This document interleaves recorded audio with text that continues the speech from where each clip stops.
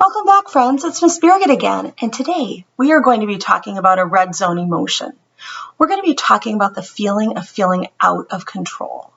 We all have times in which we felt that way, where we might say or do things that later we might not even remember, because in our bodies, in that moment, we are not able to think through and problem solve clearly. We might feel heat in our faces or in our hands.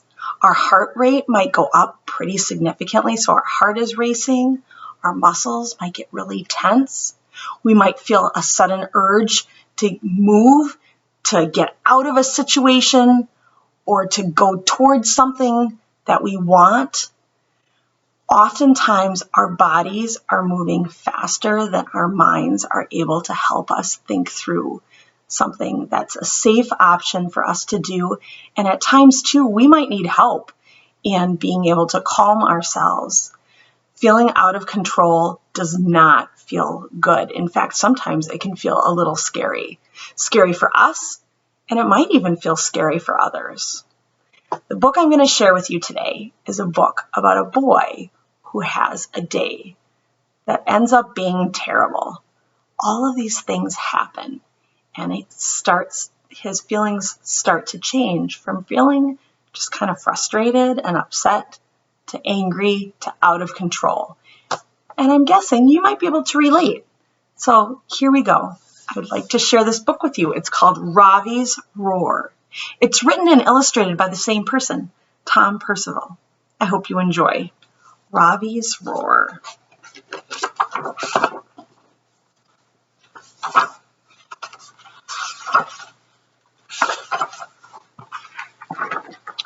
Ravi was the youngest and the smallest in his family. We have Kiran, Jaya, Anil, and Ravi. Everyone was bigger than him.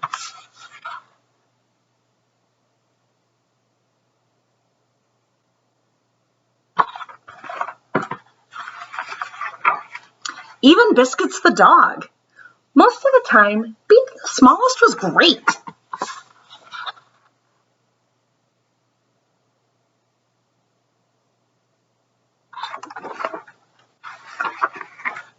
But sometimes, just sometimes, it wasn't.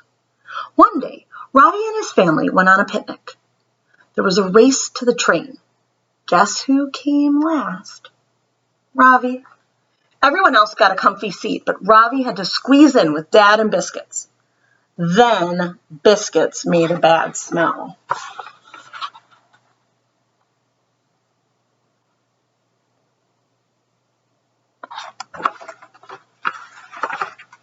When everyone got to the park, they played hide and seek. It was meant to be fun, but Ravi couldn't find anyone.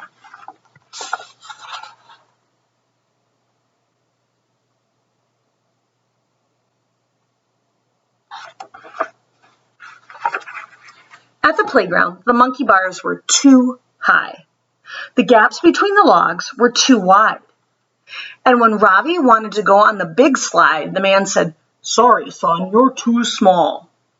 Ravi got so mad that his face turned red. But then Dad said, "Come on, let's get ice cream."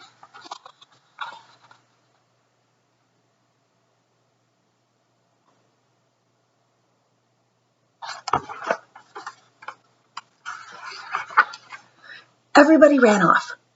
Guess who came last? Ravi. And then when Ravi went to get his ice cream, there was none left. Well, that really did it.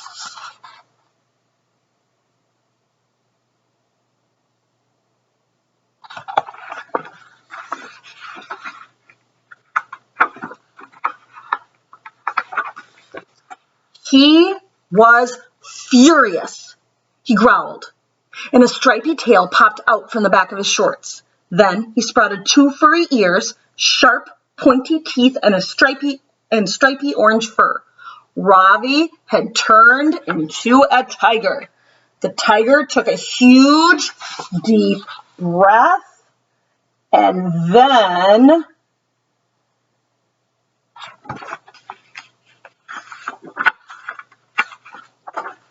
roared.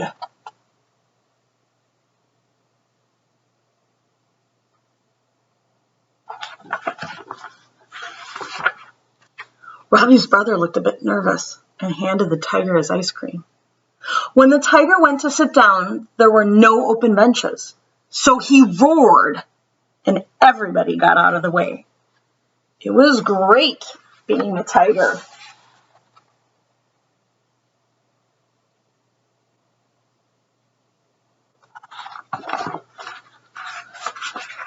The tiger did all the things that Ravi couldn't. He swung across the monkey bars. He leaped across the logs. He even slid down the big slide. Nobody dared to say no.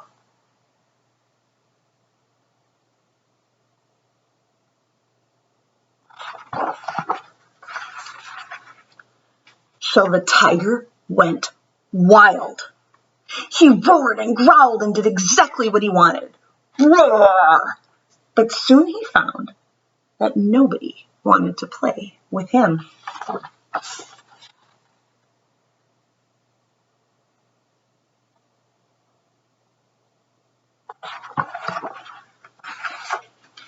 Suddenly, the tiger felt a little bit sad and nowhere near as angry.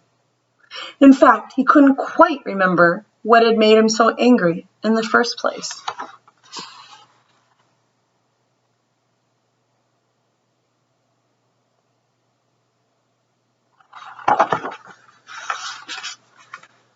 "I'm sorry," said the tiger in a quiet voice, and when he said that, everything felt better. "That's okay," said Dad. "Good job for saying sorry." Then, without even realizing, Ravi became a boy once more. And that was the last time that Ravi ever turned into a tiger.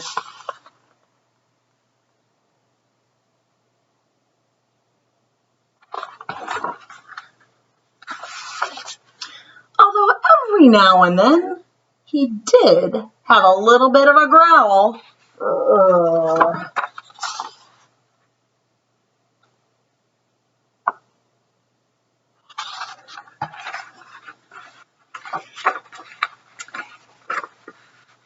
Next, there's a note from the author that I'd like to read. He says, "Dear reader, this is a book about a boy who has had a bad day and is angry about it. Everybody gets mad sometimes, for a lot of different reasons, and that's okay. We all have lots of different feelings, and we use these feelings to help us understand the world. But it doesn't feel good to get too angry, and sometimes it causes us to not be nice to other people. So whether you're mad, whenever you're mad, here are a few questions to ask yourself. What happened that is making me feel so angry? Is it one thing or a few different things? Is there anything I can do about it? If not, is there anyone I can talk to? Do I need to apologize to anyone I might have lashed out at? No matter what you're feeling, remember that it always helps to talk about it. Be open, be honest, be you. Love, Tom."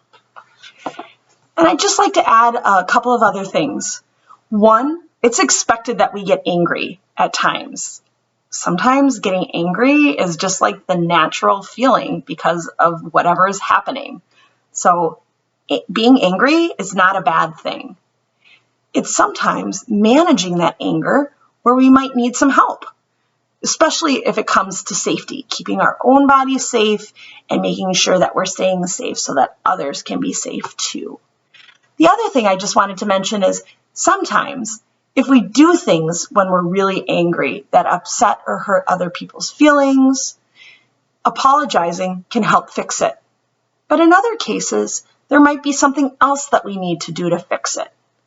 And we might not know what that is unless we ask the other person. Asking is a step in the right direction in helping to fix it. With that, I hope you have a great rest of your day. Until next time, take care.